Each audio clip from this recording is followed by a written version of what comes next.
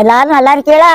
நல்ல எண்ணங்கள் நம்ம வாழ்க்கையை உயர்த்தும்னு பெரியவங்க சொல்லுவாங்க. நீங்க மத்தவங்களுக்கு எந்த அளவால அளப்பீங்களோ அதே மாதிரிதான் ஏசப்பா உங்களுக்கு அளப்பாங்களாம்.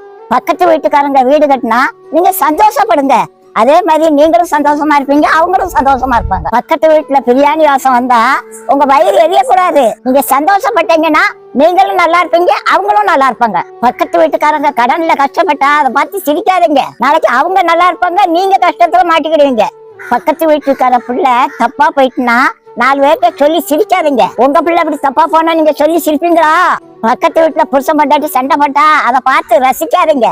அந்த குடும்ப சமாதானத்துக்காக நீங்க ஜெபம் பண்ணுங்க, நீங்க நல்லா இருப்பீங்க. பாட்டி ஏன் அப்படி சொல்றேன்னா, ஏசப்பா எல்லாத்தையும் கவனிச்சு பாத்துக்கிட்டு இருக்காங்க.